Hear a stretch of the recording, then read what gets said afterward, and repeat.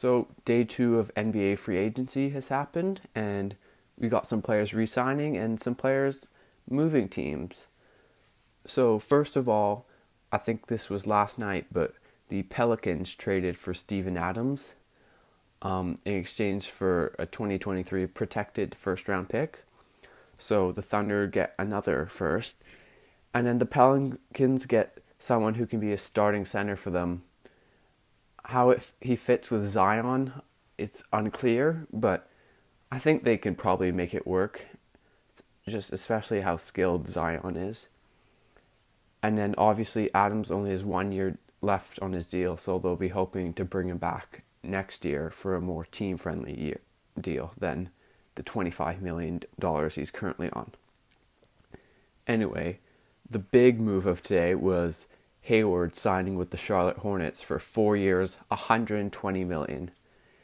And there was talks that he was going to go to Indiana or maybe he was going to re-sign, but he ends up getting the bag with the Hornets.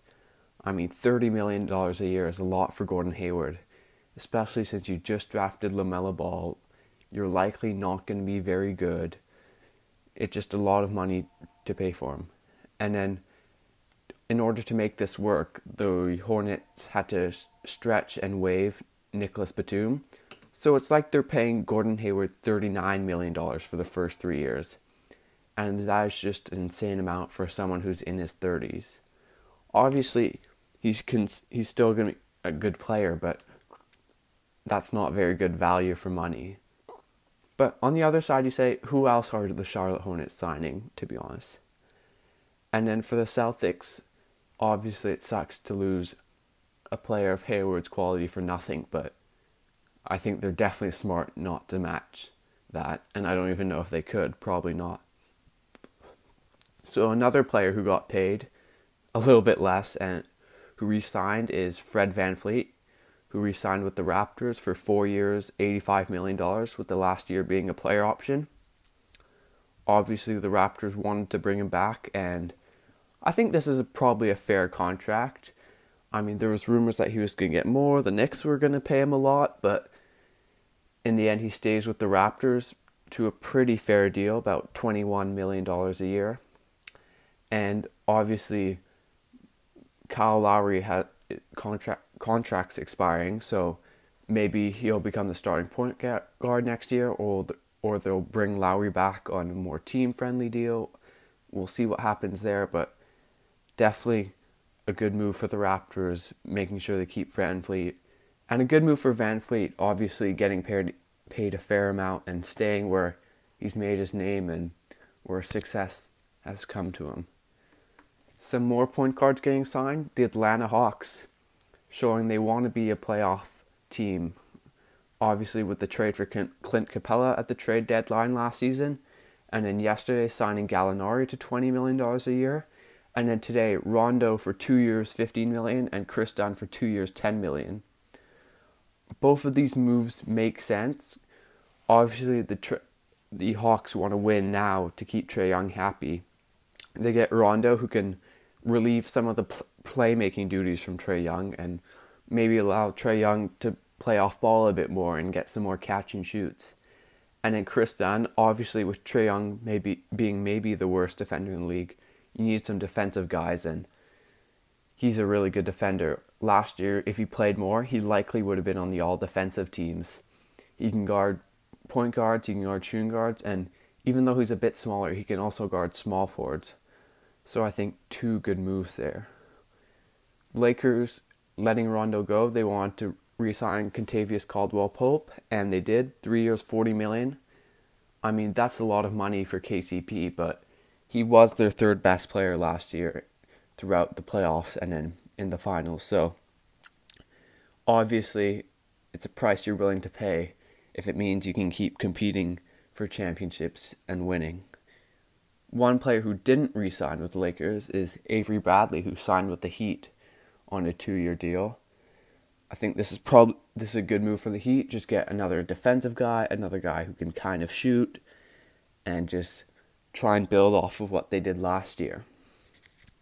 The Suns were also making some moves. Obviously, they traded for Chris Paul, but They also got Jay Crowder on 3 years, 30 million. Obviously, he shot the ball extremely well in the playoffs, and that brought his value up a lot. And he can be a valuable piece with the Suns as they look to make the playoffs in the West. Just being a 3-and-D guy, he shot like more than 40% last year from 3 in the playoffs. So a valuable player. They also brought back Javon Carter, their backup point guard, for 3 years, 11 million. Another good move there for the Celtics. Some more players re-signing. DeAnthony Melton, one of the most underrated players in the league who just doesn't get any recognition, probably because he's a shooting guard on the Grizzlies, but played really well last season, and in 4 years, 35 million, got paid for it. A few smaller signings, but that could really make a difference. The Warriors getting Brad Wanamaker, obviously with Klay Thompson breaking his leg, or not breaking his leg, but getting injured for the whole season. They need more guard depth, and Brad Wanamaker was a pretty decent player for the Celtics last year. The Nets also signed Jeff Green, who I thought was pretty impressive in the playoffs for Houston. So they add another good piece there, which is smart. The Nuggets re-signed Paul Millsap. Obviously, losing Jeremy Grant and Mason Plumlee, they want to keep at least some players, some forwards / big guys from the team last season around Murray and Jokic. And 1 year, $10 million. I mean, he's probably not worth it, but who else were they going to bring in? Carmelo Anthony re-signs with the Portland Trail Blazers on a minimum contract. After struggling last year with injuries and barely making the playoffs, the Blazers don't look like they want to take that risk this year. They spent a lot of money in free agency. They've gone for it, trading 2 first-round picks for Robert Covington, and I think they're definitely going to make the playoffs this year, and they're showing that they want to win, and they want to make it back to the Western Conference Finals where they were just 2 years ago. Since Hayward left, the Celtics had a pretty big hole, and they've signed Jeff Teague to a minimum and Tristan Thompson. I think the Teague signing makes sense. Obviously, losing Brad Wanamaker and Gordon Hayward, they need someone else. And Teague can come in and give them some decent ball handling off the bench. And then with Tristan Thompson, I've seen a lot of people excited about this signing, but is he really better than Daniel Tice or Robert Williams? I'm not so sure, but I mean, he can play some all-right defense and be an okay rebounder, but I don't think this is a game-changing move by any means.